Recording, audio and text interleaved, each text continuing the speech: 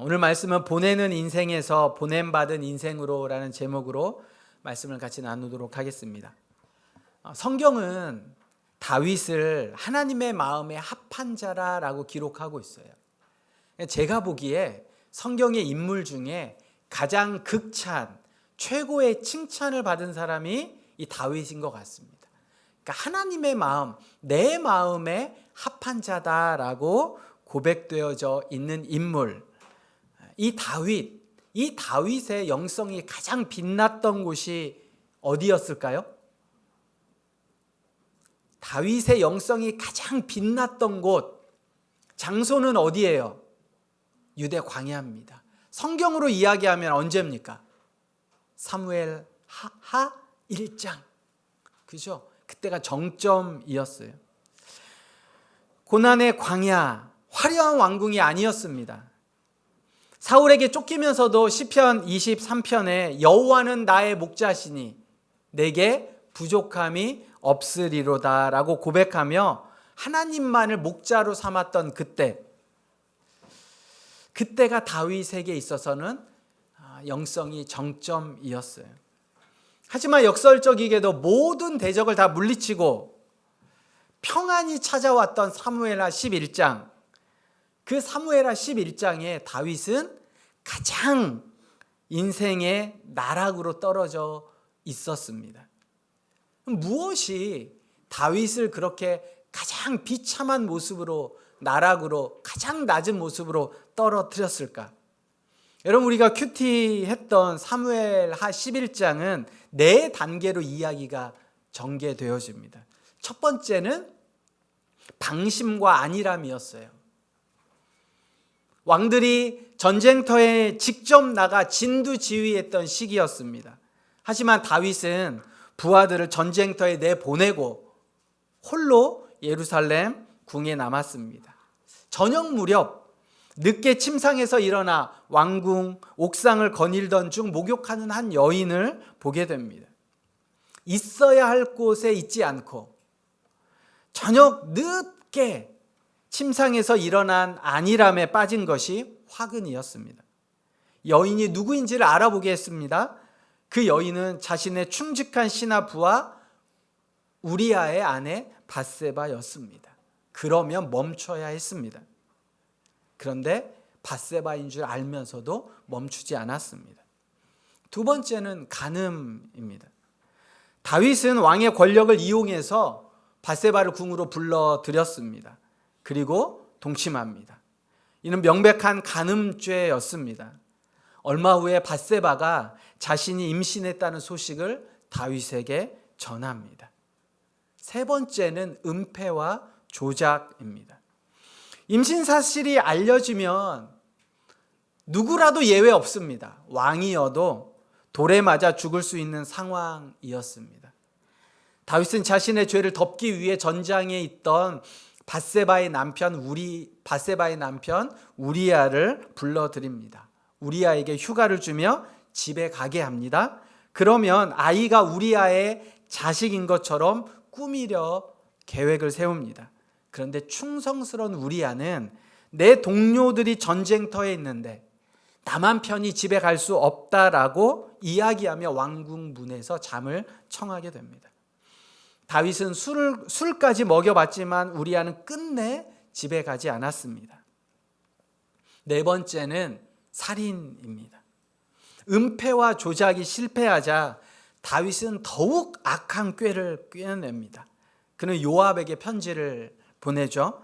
우리아를 가장 치열한 전선에 내세우고 다른 병사들은 때가 되면 뒤로 물러나게 하여 그를 죽게 하라 라는 살인 교사를 편지에 적어서 명령을 내립니다. 심지어 그 편지를 우리아의 손에 들려 보내게 됩니다. 결국 우리아는 전사했고 다윗은 형식적인 애도 기간이 지나자마자 밧세바를 자신의 아내로 맞이하게 됩니다. 다윗은 완전 범죄에 성공했다고 생각할지 모릅니다. 아무도 모른다라고 생각했습니다. 그런데 사무엘하 11장 17절 하반부에 성경은 분명하고 확고한 평가를 내립니다. 다윗이 행한 그 일이 여호와 보시기에 악하였더라. 이 사건은 다윗의 인생 속에서 가장 비극적이고 가장 어두운 그림자가 되었고, 이후 다윗 가문은 칼과 죽음에 반복되는 비극적인 징계를 맞게 됩니다. 아니, 어떻게 우리가 맨 처음에 살펴본 것처럼 하나님의 마음에 합한 자라는 칭찬을 들었던 이 다윗이 어떻게 이 지경까지 이르게 되었을까? 우리는 오늘 사무엘하 11장에서 그 힌트를 찾게 됩니다. 그 힌트는 보내다라는 단어입니다. 여러분, 11장에 보면 12장 1절까지 보내다라는 단어가 12번이나 나옵니다. 같이 한번 찾아보겠고, 여러분은 성경에 동그라미를 쳐놓으시면 좋습니다. 자, 11장 1절에 다윗이 요압과 그에게 있는 그의 부하들과 온 이스라엘 군대를 보내니 동그라미를 쳐놓으시고요. 3절에 보니까 다윗이 사람을 보내, 그리고 4절에 다윗이 전령을 보내어, 5절에는 그 여인이 임신함에 사람을 보내게 됩니다. 6절에 보니까 햇사람 우리야를 내게 보내라, 요압이 우리야를 다윗에게 보내니, 그리고 쭉 뒤로 가면 12절에 내 일은 내가 너를 보내리라.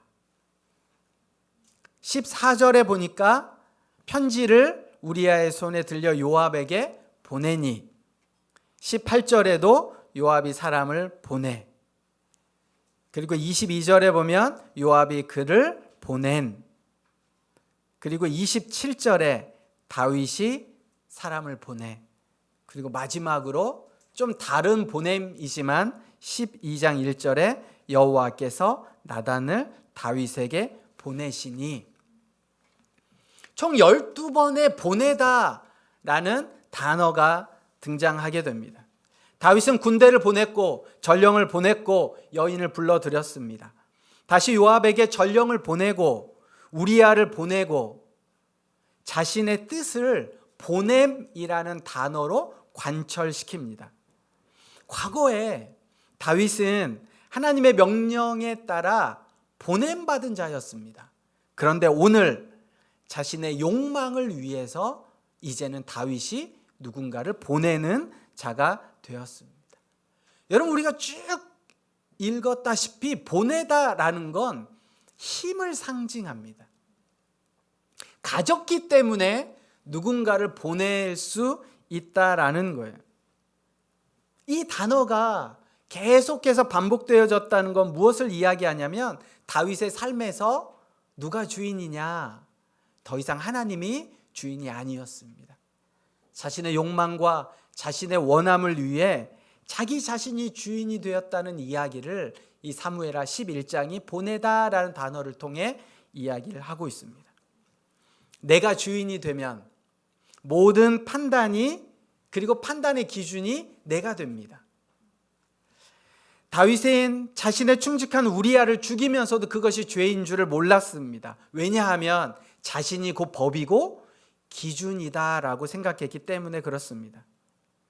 성경에 죄를 불법이라고 이야기합니다. 이 불법은 헬라어로 아노미아라는 단어예요. 근데 이 아노미아라는 단어는 두 가지로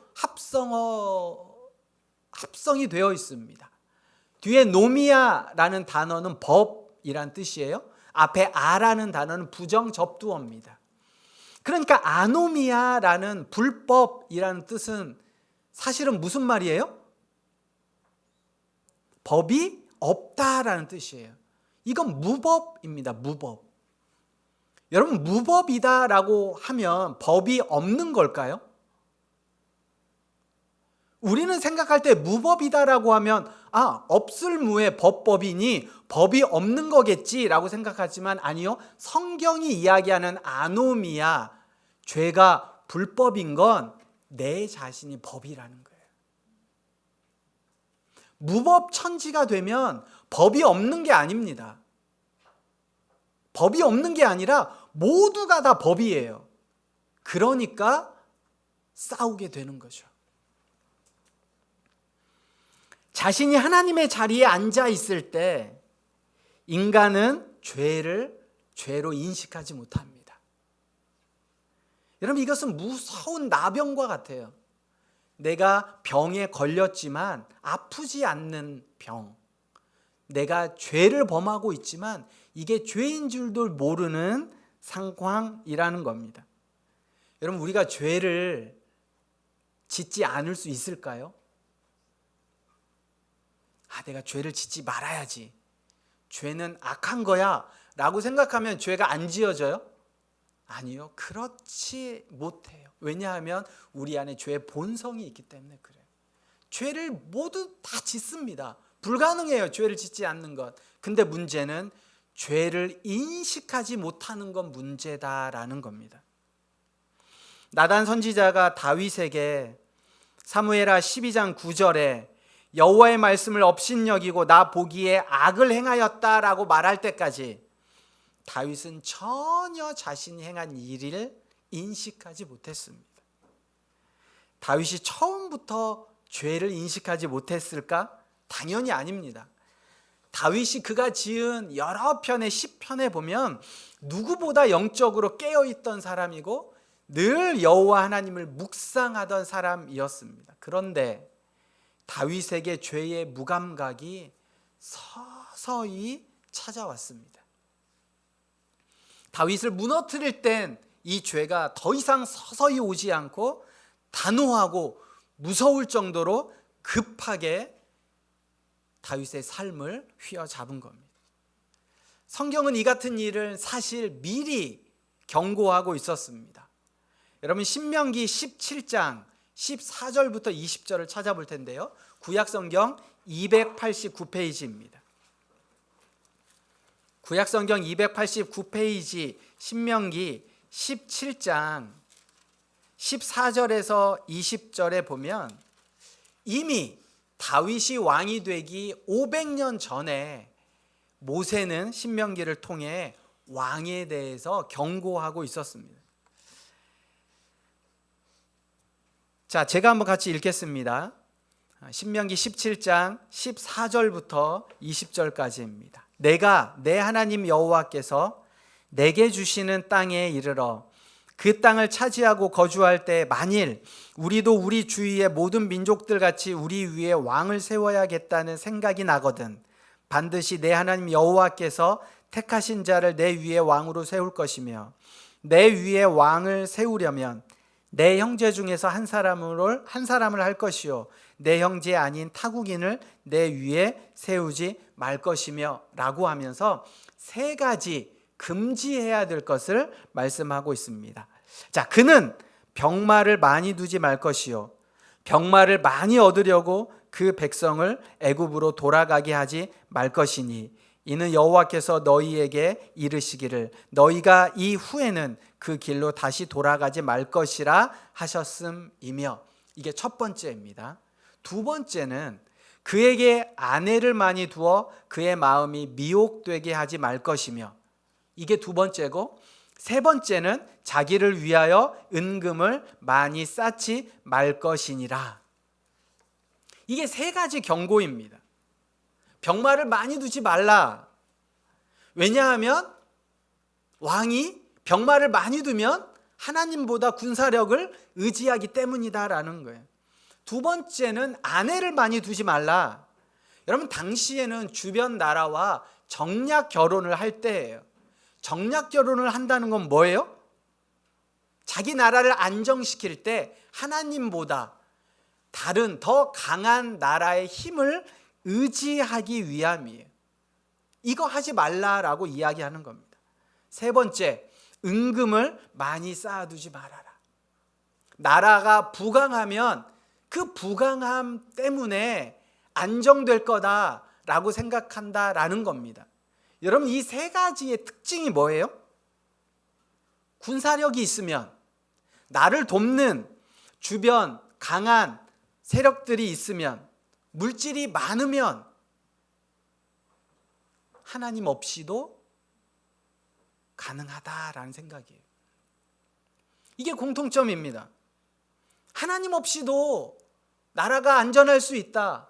하나님 없이도 강해질 수 있다라는 생각입니다. 이 세 가지는 우리가 능력과 힘의 근원, 인생의 목적을 하나님 아닌 다른 것에 두게 한다는 겁니다. 특별히 왕이 그러면 신하들은 어떨까요? 왕이 그렇게 생각하면 백성들은 어떨까요? 왕이 그렇게 생각하면 그 나라는 어떻게 될까요? 이거를 미리 아셨기 때문에 하나님께서 신명기에 미리 경고하시는 거예요. 그런데 그거와 함께 하지 말아야 할 세 가지와 함께 왕이 반드시 해야 할 한 가지를 또 말씀하십니다. 그게 18절부터 나옵니다.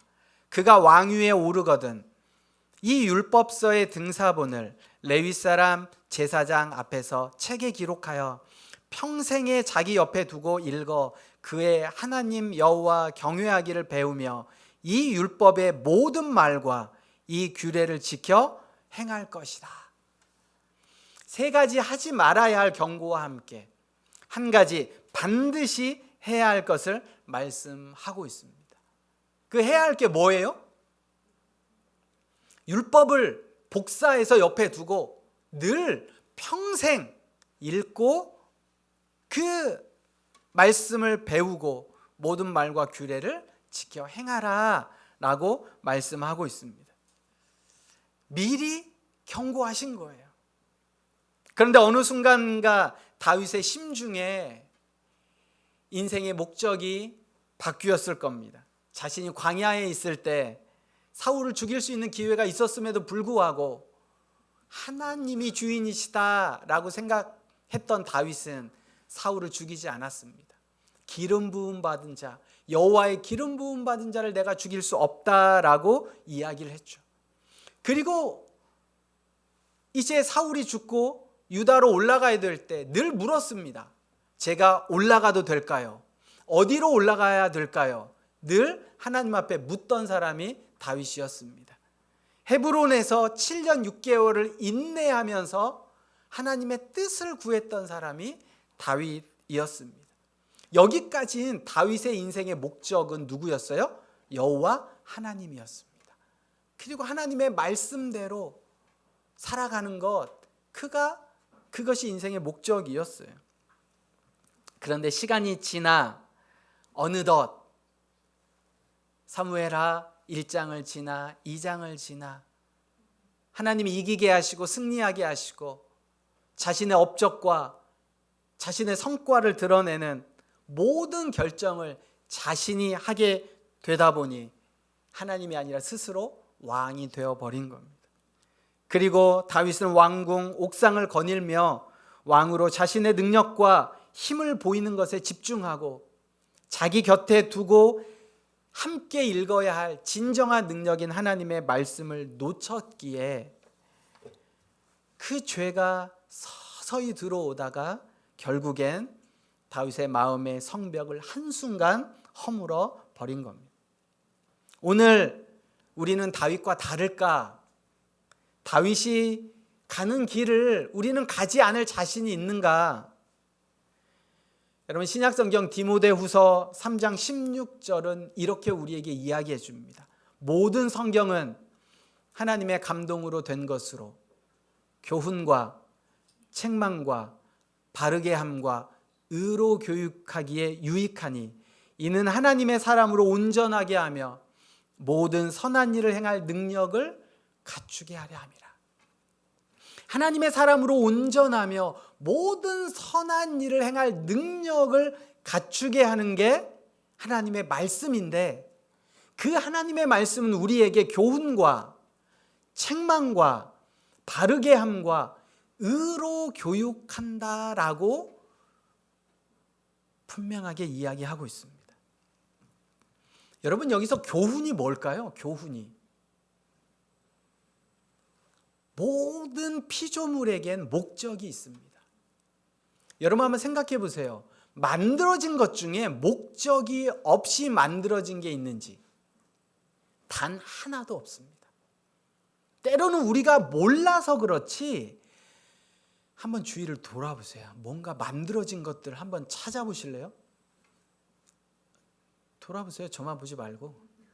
네, 한번 다 보세요. 마이크, 뭐 볼펜, 종이, 나 뭐든지 간에 목적이 없이 만들어진 건 하나도 없는 거예요.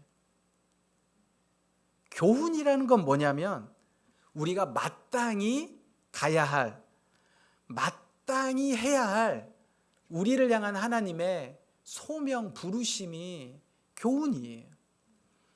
제가 예를 이 디모데후서 3장 16절의 예를 어떻게 드냐면 아주 쉽게 드는 게 내비게이션을 켜보면 압니다. 운전하시는 분들 많이 있잖아요. 갈 길이 어딘지 잘 모르겠어. 목적지는 있어. 근데 가야 할 길을 잘 몰라. 그러면 내비게이션을 딱 킵니다. 그러면 어떻게 돼요? 경로를 정확하게 딱 잡아줍니다. 이 목적에 맞게 가야 할 경로를 찾아주는 것, 그리고 그 경로대로 가는 것, 이게 교훈입니다. 교훈. 제가 얼마 전에 거의 내비게이션을 켜고 가면 잘 가거든요, 그대로. 근데 여의도를 가는데 여의도가 굉장히 헷갈립니다. 그래서 제법 거의 강변북로로만 잘 가거든요. 올림픽대로 잘 안 가는데 올림픽대로를 가게 되면 여의도 방향에서 굉장히 꼬불꼬불해져요. 그런데 분명히 내비게이션을 켜고 가서 내비게이션을 계속 얘기해 줬거든요. 300m 전에 우회전입니다. 100m 전에 우회전입니다. 근데 그날이 어떤 날이었냐면 아내랑 같이 약속 시간을 가는데 약간 늦은 시간이에요. 그러니까 한 10분 정도 늦었어.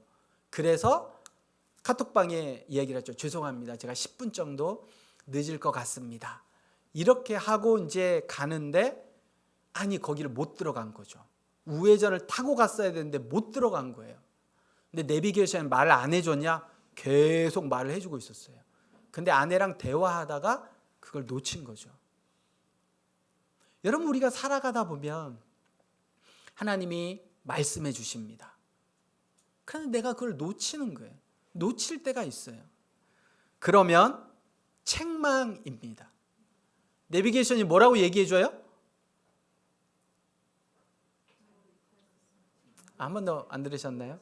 여러분 티맵이면 티맵, 카카오면 카카오 각자 얘기를 해줍니다. 근데 분명한 건 이거예요. 띠띠띠 하면서 경로에서 벗어났다고 이야기를 해줍니다. 이 경고음을 들을 수 있어야 돼요. 이 경고음을. 경로에서 벗어났습니다.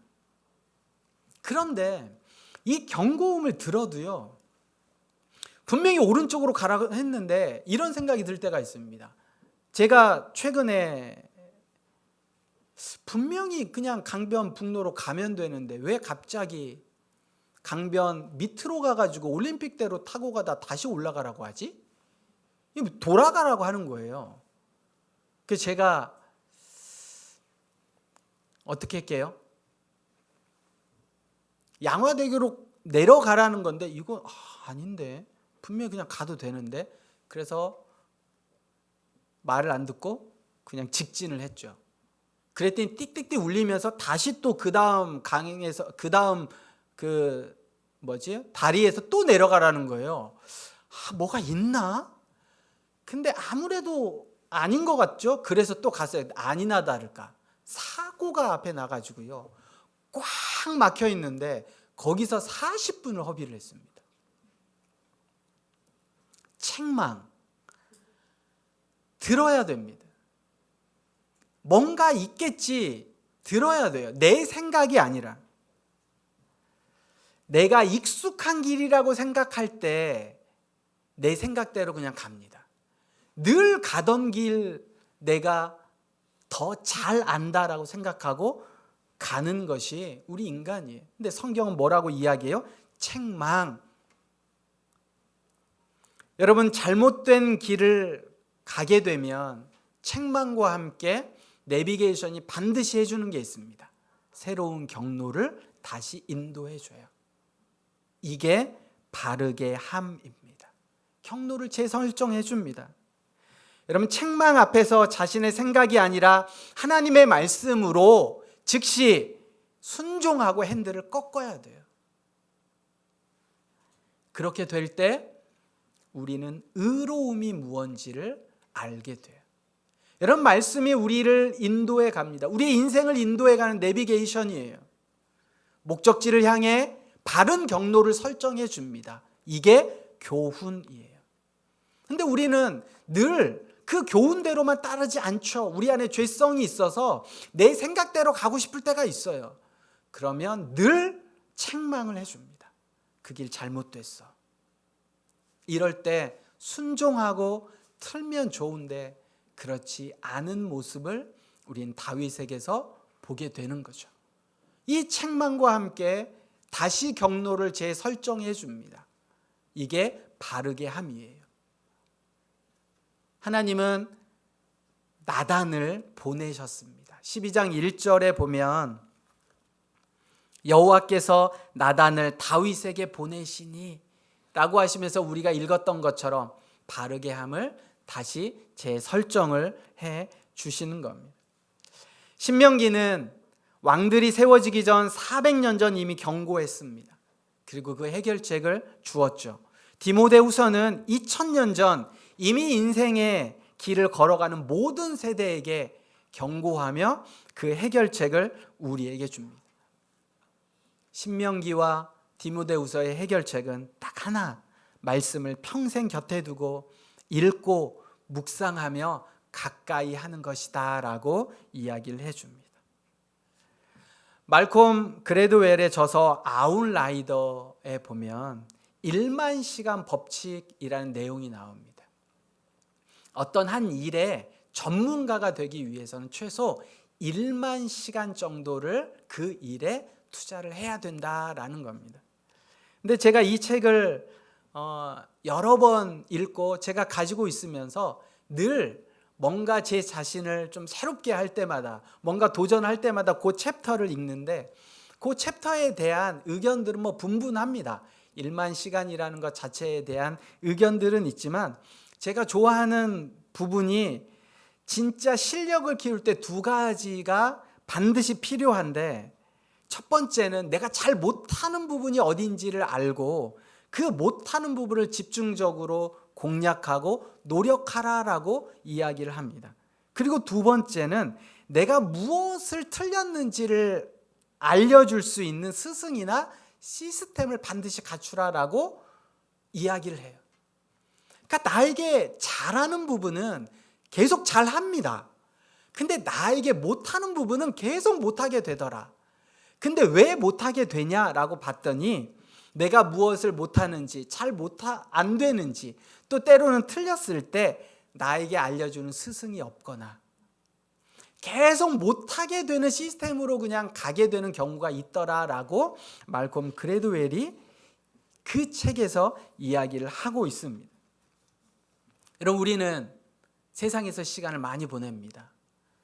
어쩌면 경제, 요즘 주식에 대해서, 투자에 대해서 가장 많이 압니다. 그리고 알고 있는 컨텐츠는 너무 많아요. 근데 우리가 잘 못하고 있는 부분이 뭐예요? 말씀의 영역입니다. 의외로 믿는 사람들이 말씀을 알 것 같으나 모릅니다. 근데 모르는 이유는 내가 20년을 교회를 다녔어도요, 내가 부족한 영역에 에너지와 시간을 쓰기보다 내가 그냥 잘하는 영역, 뭐예요? 세상에서 시간을 보내는데 그냥 쓰게 되는 거예요. 그리고 또 하나, 잘 못하는 부분에 어떤 시스템이 없는 거죠. 그냥 못하면 못하는 대로 그냥 가는 거예요. 여러분, 말씀을 읽는 거, 신앙생활 하는 거, 예배 드리는 거, 이거 내가 잘 못할 때 누군가 못한다고 이야기해 주는 사람이 여러분 주변에 있어야 됩니다. 그리고 이 일을 잘 할 수 있도록 같이 무언가 시스템이든지 아니면 어떤 영적인 멘토들이 있어줘야 돼요. 설교 한 번으로 안 됩니다. 월요일부터 금요일까지 여러분이 어떤 시간을 보내세요? 어디에 시간을 보내세요? 주일 딱 한 번에 와서 잠깐 한 3, 40분 듣는 설교로 일만시가 법칙이 아니라요. 그 어떤 것도 이 방식대로 가면 믿음과 신앙이 성숙하지 않습니다. 왜? 내가 잘하는 것에 익숙하거든요. 말씀을 정리합니다. 신명기가 병마를 두지 말라. 왜? 왕이 되면요, 자기의 군사력을 자랑하고 싶어 해요. 아내를 많이 두지 말아라. 자기가 왕이 되면 주변 나라들과 외교를 통해서 자신이 생각합니다. 자신의 경험대로. 또 다른 여러 나라들이 그렇게 해요. 다 맺고 정략 결혼하면서 그렇게 갑니다. 은금을 많이 가지지 말라라고 하는 건 부를 통해서 그 나라를 부강해 가고 싶은 게 익숙한 거예요. 여러분, 다윗이 범죄한 건 그가 점점 자기에게 익숙한 것이 하나님의 말씀이 아니라 세상 권력이었음을 우리에게 이야기해 줍니다. 그런데요, 제가 설교를 준비하면서 하지 말아야 할 3가지 있죠. 군사력을 의지하지 말아라. 아내를 많이 두지 말아라. 은금을 많이 두지 말아라. 이건 3가지였어요. 3가지 다 하기 어렵습니다. 쉽지 않아요. 그래서 여러분에게 3가지를 하지 말라고는 말씀 안 드립니다. 쉬운 거 있어요. 쉬운 거. 한 가지만 하세요. 그냥 한 가지. 그 한 가지가 뭐예요? 말씀을 여러분의 삶의 기준으로 두세요. 말씀을 더 가까이 두세요. 말씀을 통해 자신을 돌아보고 무엇이 옳은지 아닌지를 분별하세요. 3가지보다 한 가지가 더 낫죠? 아니에요? 3가지 하시렵니까? 3가지보다 한 가지가 더 나아요. 그 한 가지, 말씀을 늘 가까이에 두고 말씀으로 기준 삼고 말씀을 통해 내 자신을 돌아보고. 여러분, 말씀 읽으실래요? 안 읽으실래요? 네? 아니, 그 입으로 이렇게 하셔야죠. 자, 말씀 읽으실래요? 안 읽으실래요? 네, 말씀 읽으셔야 돼요. 네. 말씀을 가까이에 두세요. 성경책을 가까이에 두세요. 성경책 교회에다 놓고 가시는 분은 집에 성경책 있기 때문에 놓고 가시는 거죠. 말씀을 가까이에 두고 평생에 걸쳐 하나님이 우리에게 무엇을 말씀하시는지, 우리의 인생의 목적이 어디에 있는지, 내가 무엇을 향해 갈 건지에 대한 말씀이 우리에게 말씀하시는 기준들을 잘 묵상하고 생각하고 결단하셔야 됩니다. 한 주간 다시 말씀을 가까이에 두고 사무엘하 1장 1절에서 다윗이 자신은 가만히 두고 자신의 군사를 보내는 인생이 아니라 12장 1절처럼 여호와께서 나단을 보내시는 보냄받은 인생으로 살아가기를 소망합니다. 다윗의 보내는 인생이 아니라 나단의 보냄받은 인생으로, 말씀의 보냄받은 인생으로 또 한 주간 승리하며 살아가는 귀한 하나님의 사람들 모두가 되시기를 주님의 이름으로 부탁드립니다. 이 시간 함께 기도하겠습니다. 한 주간 내가 얼마나 말씀을 가까이에 두었는지를 생각해 보겠습니다.